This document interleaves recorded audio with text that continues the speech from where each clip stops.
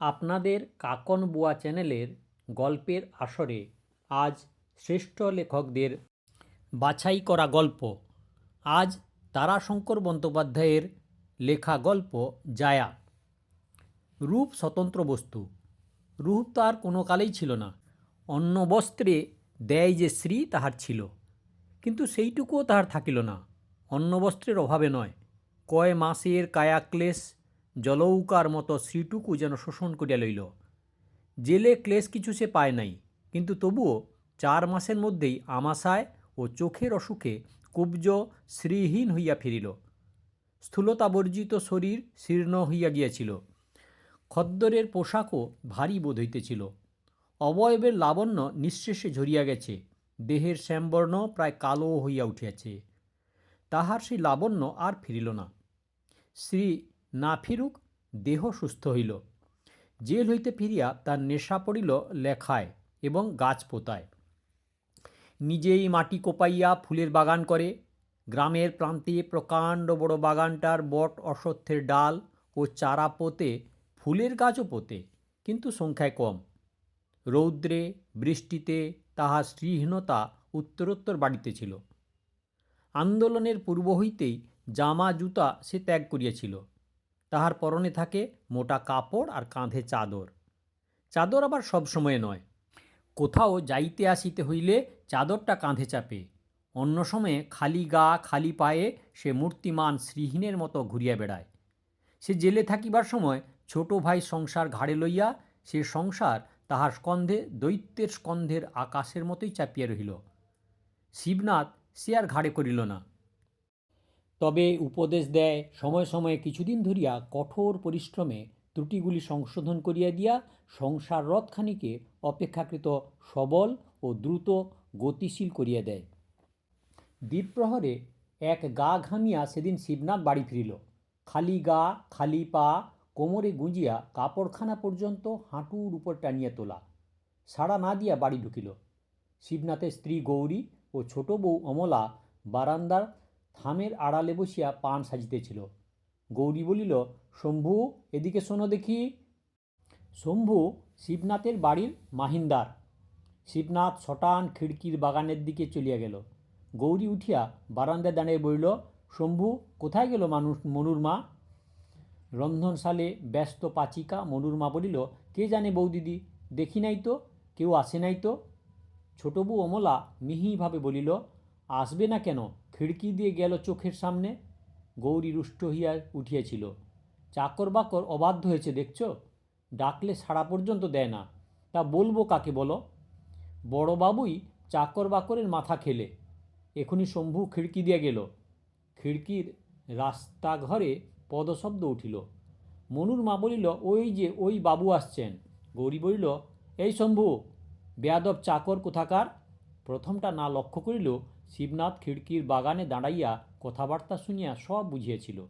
সে হাসি মুখেই জোড়ো হাতে দাঁড়াইয়া বলিল, অধম কি একান্তই শম্ভু পদবাচ্য হইল হুজুরাইন? মনুর মা মুখে কাপড় গুঁজিয়া ঘরে ঢুকিয়া পড়িল। ছোট বউয়ের চাপা হাসির খুক খুক শব্দ বেশ শোনা যেতেছিল। গৌরী নিজেও না হাসিয়া পারিল না, বলিল, মা গো মা, কি অপ্রস্তুত করতে পারো তুমি মানুষকে? না বাপু, ছি, ও কি? শিবনাথ হাসিয়া বলিল, আমার কথাটার উত্তর দাও। আমি কি শম্ভুর ক্যালাসে পড়লাম তাহলে?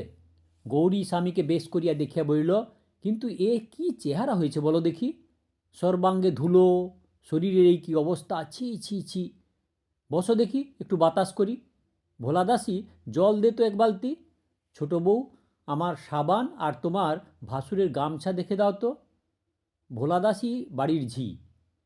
খেয়ালের সুর চাপা পড়িয়া ধ্রুপদ ধামার আরম্ভ হয় দেখিয়া শিবনাথ ত্রস্ত হইয়া উঠিল। তাড়াতাড়ি সে বলিল, ধীরে মহাশয়া ধীরে।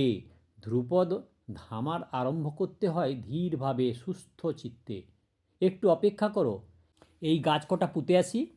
গৌরী বলিল, হাত মুখ ধো, জল খাও, তারপর। সে স্বামীর হাত হইতে গাছের চারা কয়টা টানিয়া লইল। আর উপায় ছিল না, শিবনাথকে বাধ্য হইয়া আত্মসমর্পণ করিতে হইল।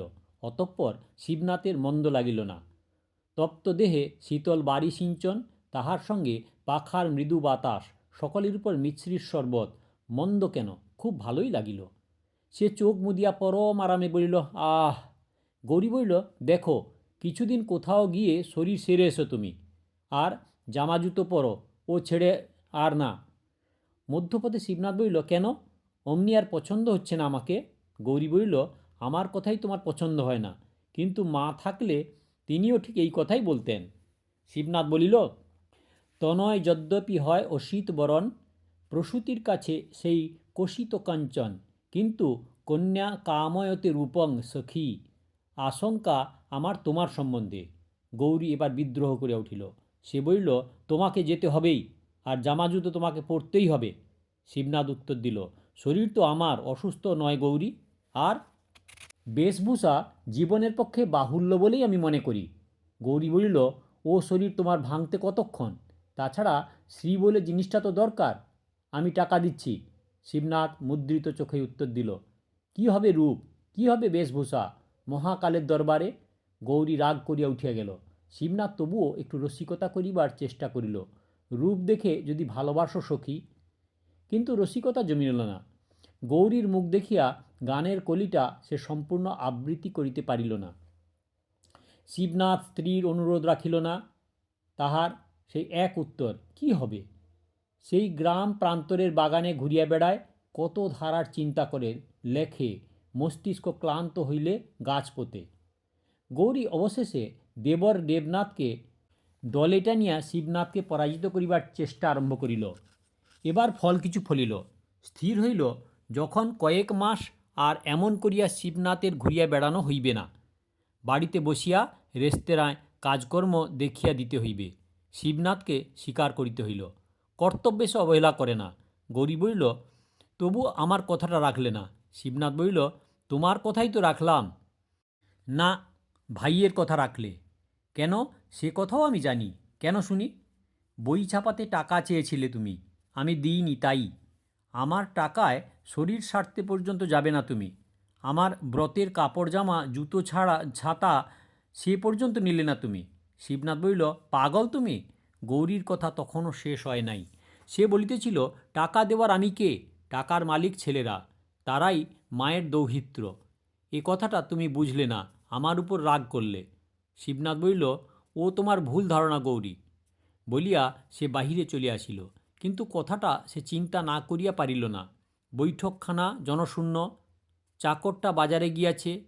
চাপরাশিটা এইমাত্র গেল দেবনাথের সঙ্গে মাঠে। নায়েব স্থানীয় ব্যক্তি, কি কারণে সে আজ আসিতে পারে নাই। শিবনাথ একা বসিয়া এই কথাটা ভাবিতেছিল। গৌরী কিছু মাতৃধন পাইয়াছে, 1009 টাকা।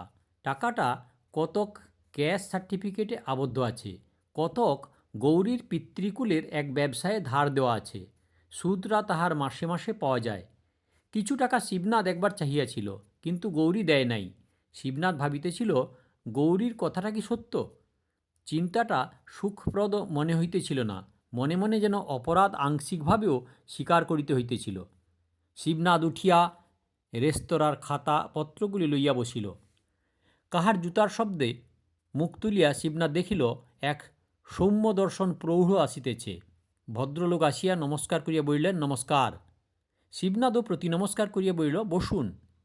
বসিয়াই ভদ্রলোক বলিলেন, নতুন বহাল হয়েছেন বুঝি আপনি? নগ্নগাত্র শিবনাথ বুঝিল ভদ্রলোকের ভুল হইয়াছে, কিন্তু কিভাবে কেমন করিয়া সে ভ্রম সংশোধন করিয়া দেওয়া যায় তাহাই সে দ্রুত চিন্তা করিতেছিল। কিন্তু তাহার পূর্বেই ভদ্রলোক তার হাত দুটি জোড়ো করিয়া মৃদু কণ্ঠে বলিল, 5টি টাকা আপনাকে পান খেতে দেবো নায়েববাবু। আমার একটি কাজ করে দিতে হবে। শিবনাথ অগাধ জলে পড়িয়া গেল। 2 কুল বজায়ের উপায় না পাইয়া সে নায়েব সাজিয়াই বসিল। বলিল, কি কাজ বলুন? ভদ্রলোক বলিল, বাবুদের দরবার থেকে 5 টাকা করে বার্ষিক বৃত্তি ছিল আমাদের। গত বছর থেকে সেটা বন্ধ করে দিয়েছেন বড়বাবু, তাই সেইটি আপনাকে উদ্ধার করে দিতে হবে। শিবনাথ প্রশ্ন করিল, বৃত্তি বন্ধ হলো কেন? বড়বাবু তো... বিরক্তি ভরে ভদ্রলোক বলিল, আর মশাই, নতুন লোক আমি, ক্রমে বুঝতে পারবেন। সে এক আচ্ছা লোক। এখন ব্যাপারটা শুনুন। বাবুদের মহাল 125 নম্বর তৌজি, পাবনায় আমার শ্বশুর বাড়ি। বৃত্তি আমার শ্বশুরের পৈতৃক।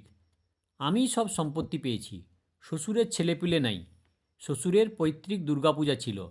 বিজয়ার পর যাত্রার দিন আমার শ্বশুর প্রতিমার গলার পৈতে নিয়ে আসতেন, বাবুরা 5টি টাকা দিতেন।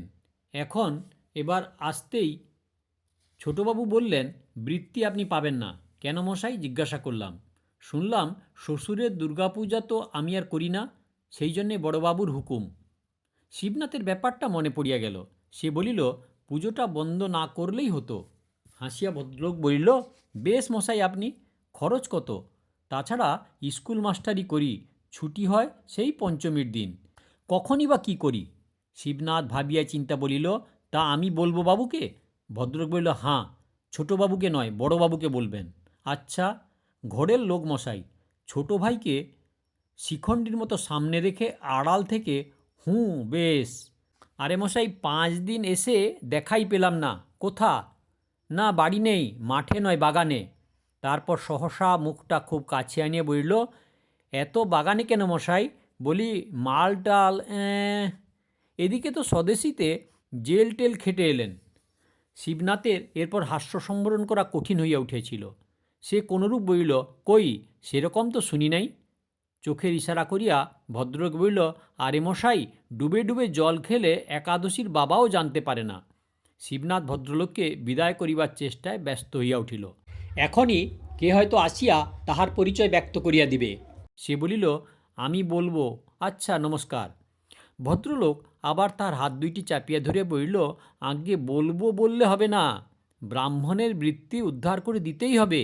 আমি বরং আরও কিছু। বাধা দিয়া শিবনাথ বলিল, আমাকে কিছু লাগবে না, তবে বড়বাবু যে ধারার মানুষ। ভদ্রলোক বলিল, আরে, দেখা পেলে যে দেখি কী ধারার মানুষ। ভদ্রলোক বলিল, আরে, দেখা পেলে যে দেখি কী ধারার মানুষ। বুড়ো ছেলে শাসন করার অভ্যাসও আমার আছে। এই দেখুন, আপনাকে 10 টাকা দেবো আমি। আচ্ছা, চললাম আজ, নমস্কার।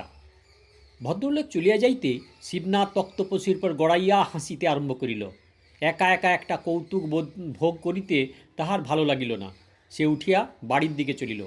শিবনাথের বাড়ি ও বৈঠকখানার মধ্যে খানিকটা ব্যবধান আছে। একটা রাস্তা পার হইয়া সামান্য একটু যাইতে হয়। বৈঠকখানা হইতে রাস্তায় নামিয়াই কিন্তু তাহাকে দাঁড়াইতে হইল। সেই ভদ্রলোক তাহারই এক বন্ধুর সহিত কথা কহিতে কহিতে অগ্রসর হইয়া আসিতেছিল।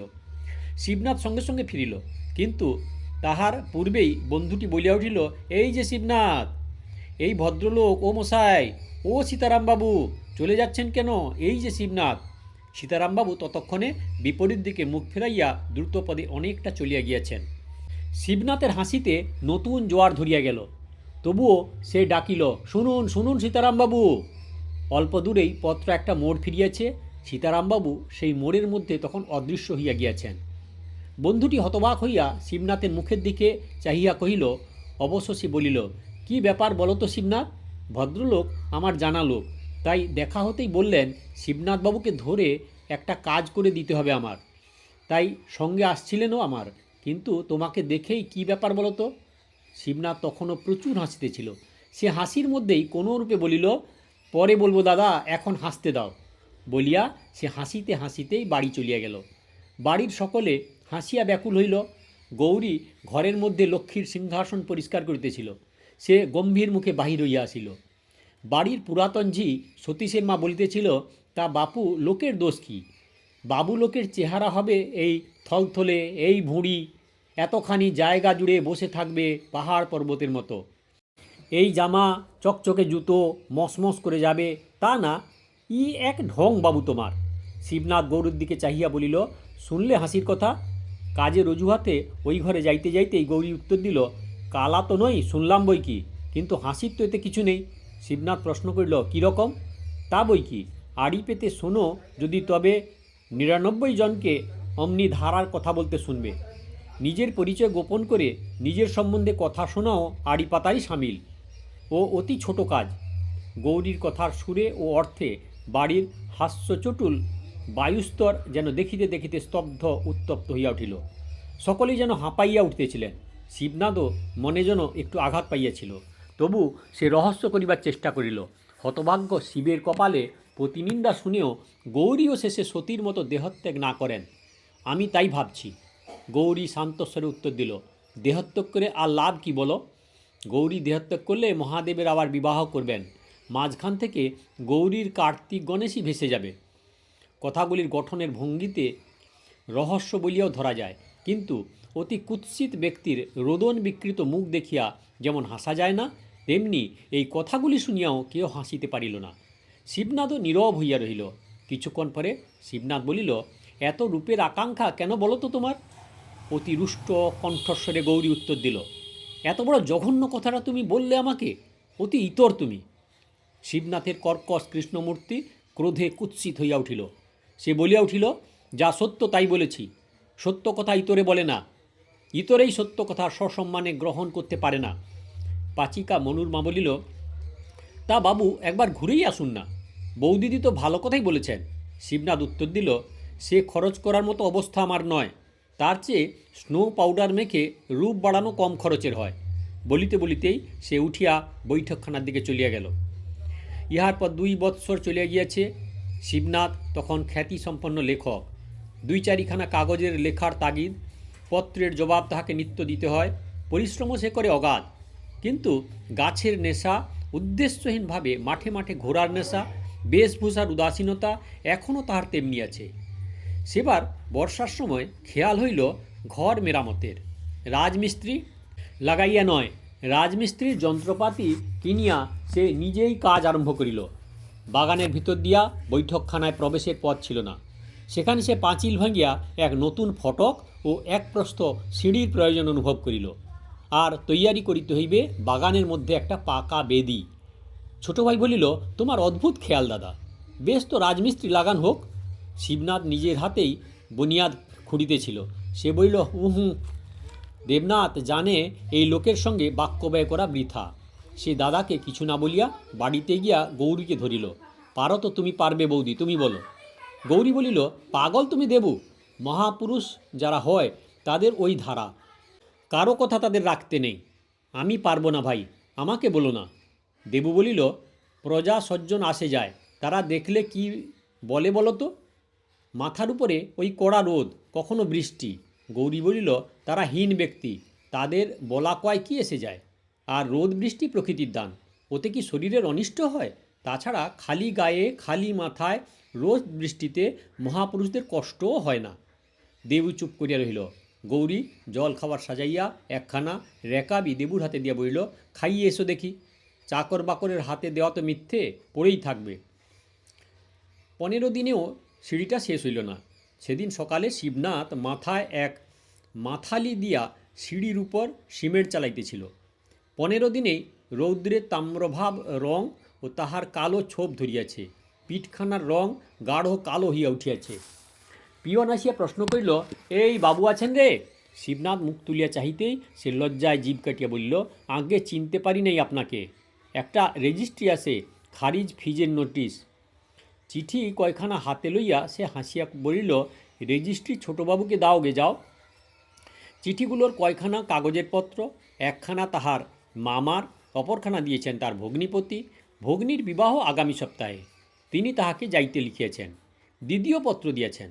এবার দেবুকে পাঠাইলে চলিবে না, তাহাকেই আসিতে হইবে, অন্যথায় তিনিও কখনো আর শিবুর বাড়ি আসিবেন না।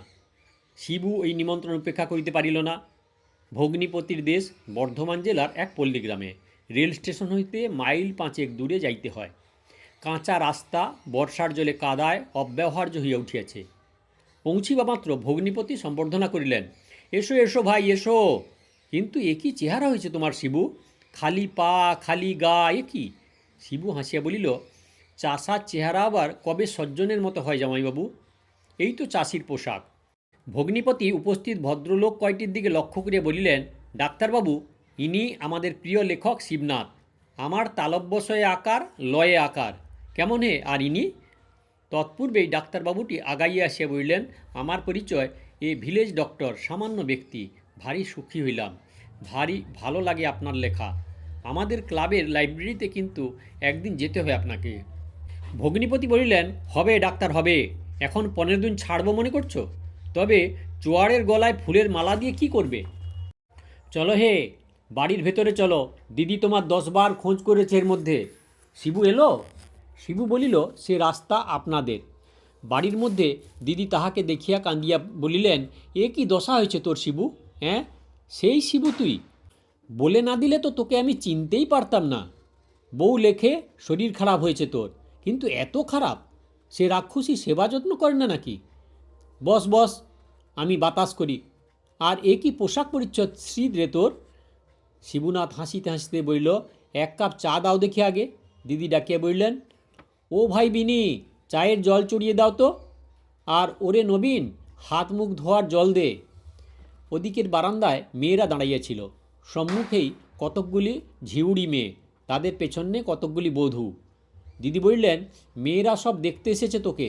আমাদের এখানে লাইব্রেরিতে তোর বই সব আছে কি না? আর সব কাগজেই আছে তো? শিবু হাসিয়া বলিল, তাছাড়া তোমার মতো সজীব বিজ্ঞাপন যখন রয়েছে, তখন এখানে শিবুর খ্যাতির অভাব কি? দিদি বলল, না রে না, আমি মিথ্যে বড়াই করে বেড়াই না, কিন্তু এই চেহারায় তাকে দেখবে কি বলো তো? শিবু বলিল, ভয় কি দিদি? জামাইবাবুর অনুরা ভগ্নি তো নাই যে এই চেহারায় বরমাল্য গলায় নিতে হবে, টোপর পরতে হবে। শিবুর মাথার এক চপেটাঘাত করিয়া ভগ্নি বলিল, ওরে শালা, আমাকে পাল্টে শালা বলতে চাও তুমি?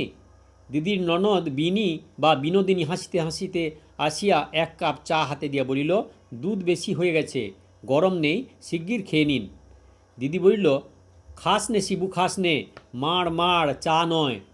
তাহার পূর্বেই শিবু চুমুক দিয়াছিল, সেইটুকু ফেলিয়া দিয়া শিবু বলিল, মার খুব পুষ্টিকর জিনিস, 100% ভিটামিন, আর আমার মতো চাষার পক্ষে উপযুক্ত বস্তু। সকলে হাসিয়া উঠিল।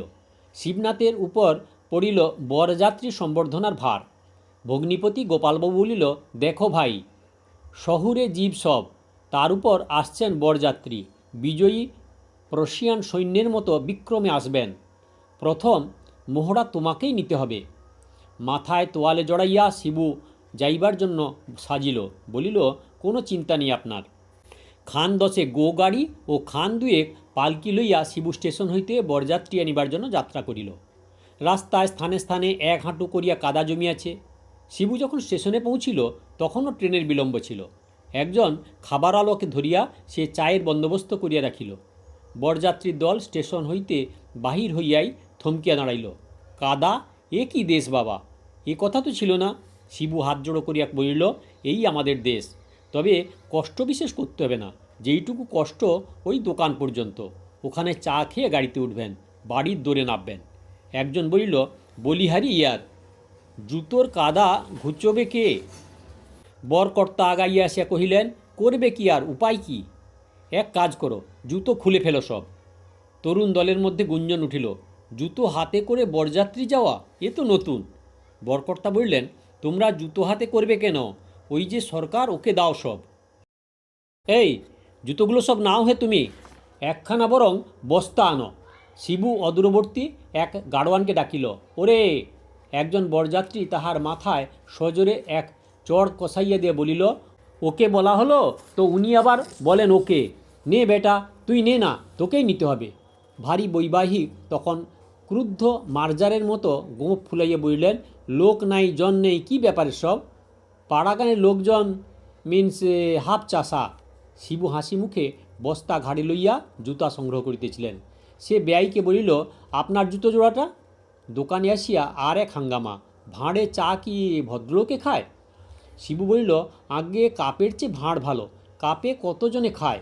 একজন বলিয়া উঠিল, আচ্ছা, ইম্পর্টেন্ট চা করতো, দে তোরে বেটার কান বলে।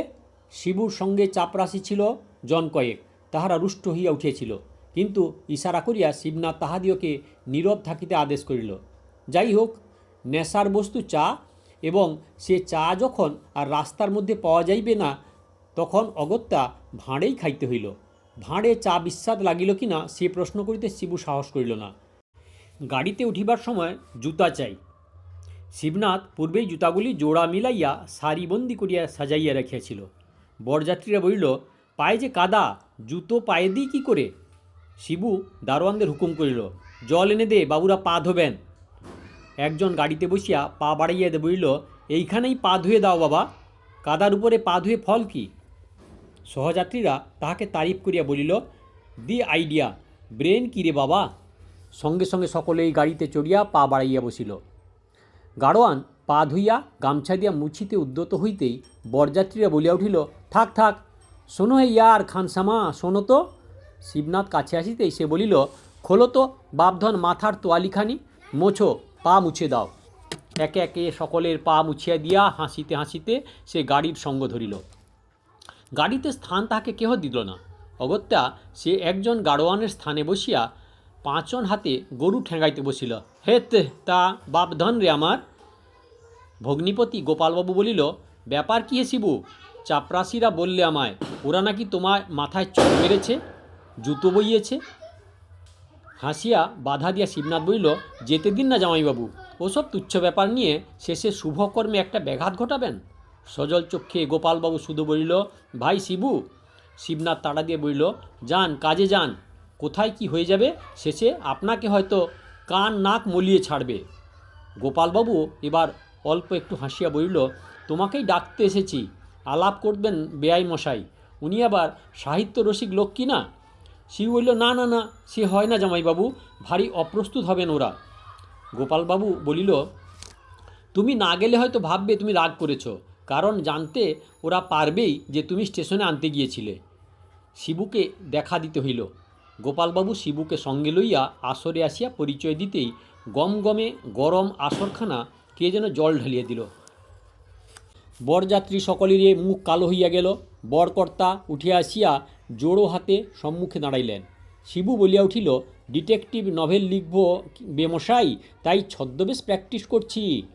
তুচ্ছ রসিকতা, কিন্তু ইহাতেই সকলে প্রাণ খুলিয়া হাসিয়া হাঁপ ছাড়িয়া বাঁচিল। ইহার পর কিন্তু দুরন্ত বরযাত্রীর দল সুবোধ বালক হইয়া গেল। যাহা পাইল তাহাই খাইল, যাহা অনুরোধ করা হইল তাহাই রাখিল। বাড়িতে আসিয়া একথা শিবনাথ প্রকাশ করিল না, গৌরীর উষ্ম আশঙ্কা করিয়া। সেদিন সে পরিবার ঘরে বসিয়া একখানি সাপ্তাহিক একটা প্রবন্ধ পড়িতেছিল। প্রবন্ধটা গল্প সাহিত্যের উপরে লেখা, তাহাতে তাহার সম্বন্ধে উচ্ছ্বসিত প্রশংসা করা হইয়াছে। গৌরী ঘরে ঢুকিয়া একখানা খোলা চিঠি তাহার সম্মুখে ফেলিয়া দিল।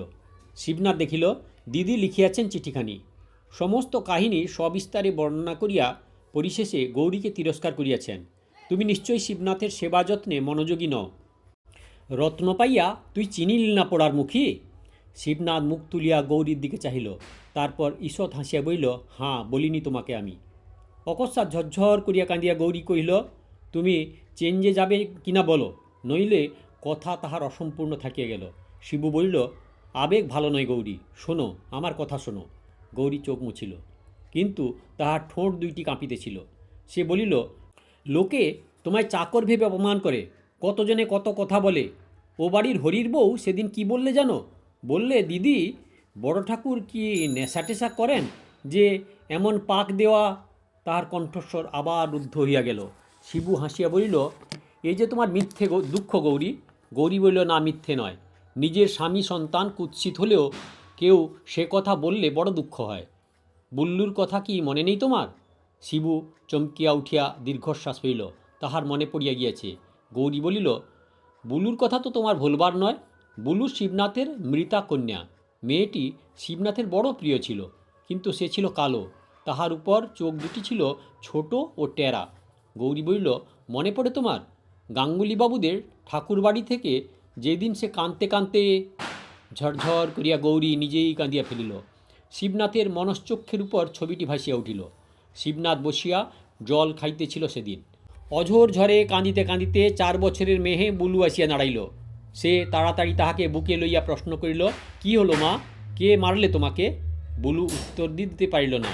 চোখের জলে বুকের দুঃখ তখনও তাহার নিঃশেষিত হয় নাই। উত্তর দিল, গঙ্গা, শিবনাথের বড় মেয়ে। সে বলিল, ওই ঠাকুরবাড়ি গিয়েছিলাম আমরা পুজো দেখতে, তাই ওদের গিন্নি বললে, এই কাদের ছেলে তুই, সরে যা। তা আমি বললাম, ও আমার বোন। তাই ওরা কি বললে জানো মা? বললে, শিবুর মেয়ে। ও মা, কি কুৎসিত হয়েছে এটা, চোখ দুটো আবার দেখো। শিবু বিয়ে দেবে কি করে গা? বুলু ছুটতে ছুটতে পালিয়ে এলো, রাস্তা থেকে কাঁদতে কাঁদতে আসছে। শিবনাথের মনে পড়িল, সেদিন সে বলিয়াছিল মিথ্যে কথা মা, ওরা মিথ্যে কথা বলছে। ওই দেখো তুমি, আমার চেয়ে কত সুন্দর তুমি।